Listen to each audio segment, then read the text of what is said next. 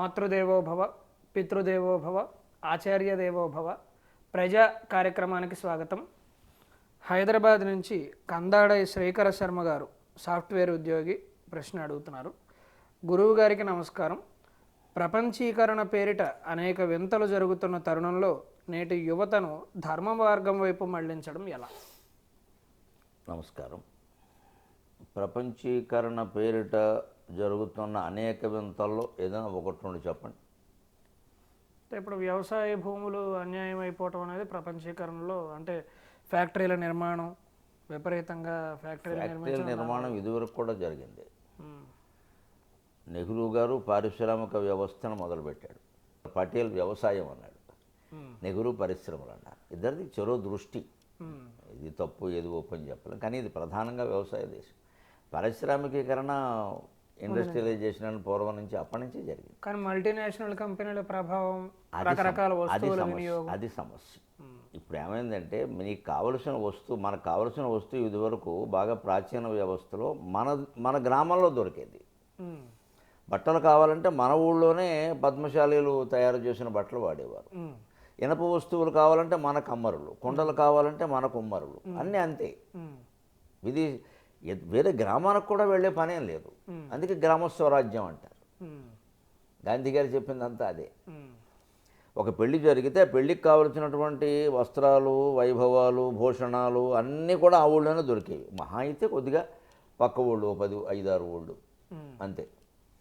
ఆ తర్వాత క్రమంగా అది పారిశ్రామికీకరణ పెరిగాక ఇవి బొంబాయిలో తప్ప దొరకవు, హైదరాబాదులో తప్ప దొరకవు. ముత్యాలు కావాలంటే హైదరాబాద్ వెళ్ళాలి, బట్టలు కావాలంటే బొంబాయి వెళ్ళాలి, ఇలా తయారైంది. అది కూడా పర్వాలేదు, ఈ దేశమే కాబట్టి కొంత తిరుగుతారు. ఇప్పుడు ప్రపంచీకరణ వల్ల జరిగింది ఏమిటి అంటే, అంబాజీపేట వాడు ఏదైనా వస్తువు కావాలంటే అమెరికా నుంచి తెప్పించుకుంటున్నాడు. లాభం ఎవరికి వచ్చింది? దీనికి ఏమొచ్చింది? ఆ బొమ్మ వచ్చింది, ఆ వస్తువు వచ్చింది. అది కూడా సరిగ్గా ఉందో లేదో తెలియదు. మన ఊళ్ళో కొనుక్కుంటే వెళ్ళి అడుగుతాం, ఇలా ఉంది. కనీసం మన దేశమైనా ఏదో కొంత సంప్రదిస్తాం. ఇతరైతే అంచేతని ఈ ప్రపంచీకరణ అనేది గ్రామీణ వ్యవస్థ, వ్యక్తుల జీవన వ్యవస్థని నాశనం చేయడానికి వచ్చిన తప్పితే దీనివల్ల ఉపయోగం లేదు. ఇవేవో పెద్ద కబుర్లు చెప్పొద్దు. అవకాశాలు పెరిగి అవకాశాలు అవసరం లేదు మనిషికి. అవకాశాలు పెరగడం అంటే చెడిపోవడానికి అవకాశాలు పెరగడం. స్మార్ట్ ఫోన్ వల్ల చాలా అవకాశాలు పెరిగాయి, చెడిపోతున్నారు. స్పష్టంగా కనపడుతుంటే అవకాశాలు పెరిగాయి అంటారేంటి? చెడిపోవడానికి అవకాశాలు పెరిగాయి. అవకాశాలు పెరగవలసింది దేనికి? ఒక వస్తువు మన ఊళ్ళోనే అమ్మాలి అంటే మన ఊళ్ళో వాళ్ళు నలుగురు మేము కొనం అంటే ఈ వ్యాపారి తన దృక్పథం మార్చుకుంటాడు. ఎవరు కొనకపోతే నేను వస్తువులు ఎలా అమ్మాలి? ఇప్పుడు నువ్వు కొనేది ఏంట్రా, కొనకపోతే ఆస్ట్రేలియా వాడు కొంటాడు అని అమ్ముతున్నాడు, ఎంతకని అమ్మేస్తున్నాడు. ఊళ్ళో వాడు నష్టపోతున్నారు.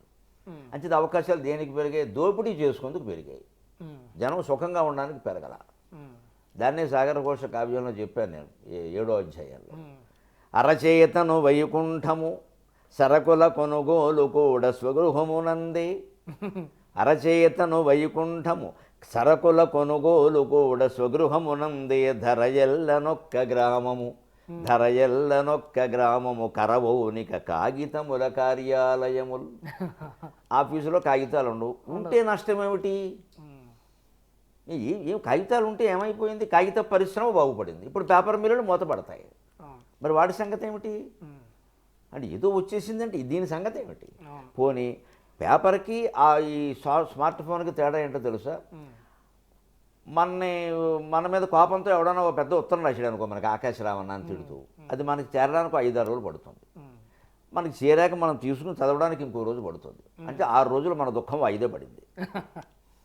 ఇప్పుడు వాట్సాప్ వచ్చాక వెంటనే తిడుతున్నాడు, వెంటనే చూస్తున్నావు, చూస్తూ ఊరుకుంటున్నావు. దేనికి పెరిగింది? బాధపడడానికి అవకాశాలు పెరిగాయి. ఏం చెబుతారు? ప్రాథమికమైన విషయాల్లోకి వెళ్లకుండా అవకాశాలు పెరిగాయి. దేనికి?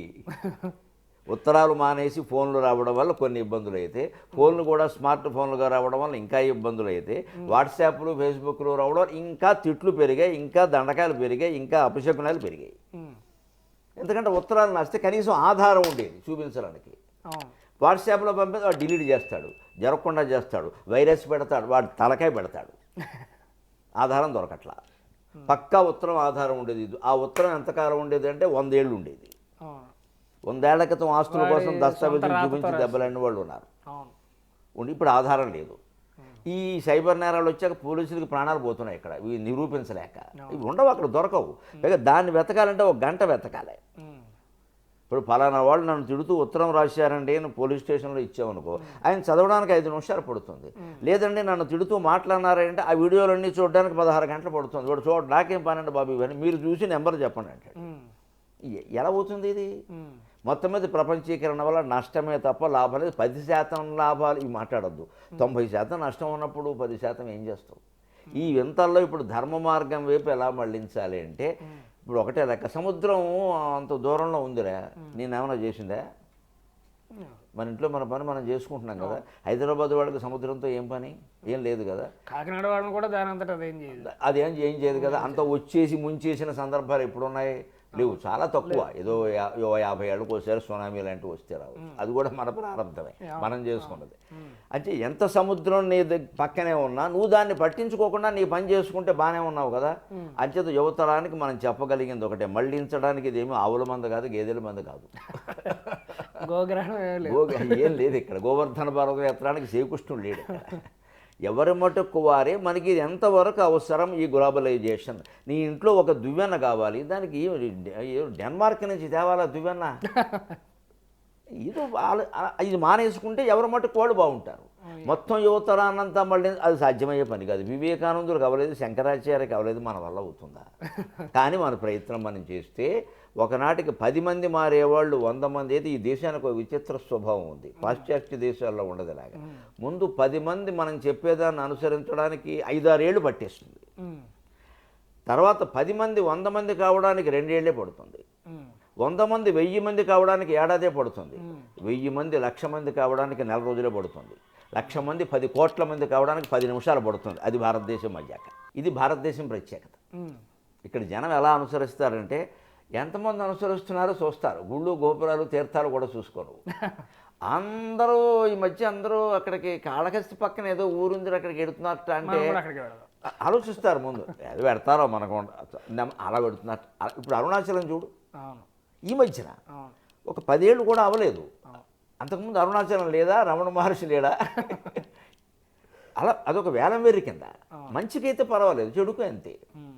అందుకని ఇలా ఈ జనం ఎక్కువ పెడుతున్నారని ఆ ఎక్కువ 10, 100, 1000, 1,00,000 వరకు 10,000 వరకు ఆగుతాడు. 10,000 10 కోట్లు అయిపోతుంది.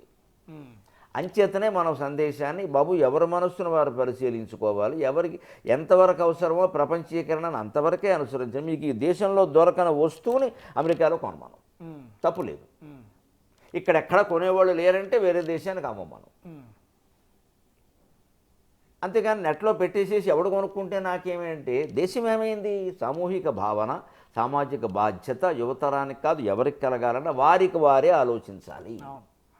అది ఎంతమందిలో వస్తుంది, ఎప్పుడు వస్తుందంటే శ్రీమన్నారాయణమూర్తి నిర్ణయించాలి, మన వల్ల కాదు. మన ప్రయత్నం మనం చేయడమే. స్వస్తి. నాన్నగారు చెప్పిన మాటే ప్రసంగాల్లో తరచుగా చెప్పే మాటే నేను చెబుతాను. పరిస్థితులు ఎప్పటికీ మారవో ఆ పరిస్థితులను మార్చే క్రమంలో మనమే కొంత మారతాము అని ఎప్పుడూ చెబుతూ ఉంటాను. అందుకని ఈ ప్రపంచీకరణ వంటి పరిస్థితులు ఉన్నా కూడా వాటి ప్రభావం మన మీద పడకుండా మనం జాగ్రత్త పడుతూ ఉండాలి. ముఖ్యంగా ఇంట్లో తల్లిదండ్రుల కనుక ఈ ప్రపంచీకరణ ప్రభావాన్ని ఇంటి లోపలికి రానియకుండా వాళ్ళు చర్యలు. ఇప్పుడు అడిగిన వ్యక్తి ఒక్కరినే ఆ పని చేయమని చాలు, ఇంకేమొద్దు. మన కార్యక్రమం సార్థకమైనట్టే. అది ఒక్కరే ప్రపంచాన్ని మార్చలేరు కాబట్టి వారు ఆ నిర్ణయం తీసుకుంటే వాళ్ళ ఇంట్లో సహజంగానే ఆ వాతావరణం ఏర్పడుతుంది. చుట్టుపక్కల ప్రభావం ఎలాగో పడుతుంది. ఇప్పటికే అలా చేస్తున్న వాళ్ళు వేల సంఖ్యలోనే ఉన్నారు, చాలామంది ప్రయత్నం చేస్తున్నారు. అందుకని ఇది సామూహికంగా జరగాల్సిందే, మనం ఏదో చెప్పినంత మాత్రాన జరగదు. ఎవరికి వారు వ్యక్తిగతంగా అభ్యాసం చేయవలసిన పని. అందుకని అందరం తప్పకుండా ఆచరించే ప్రయత్నం చేద్దాం. స్వస్తి.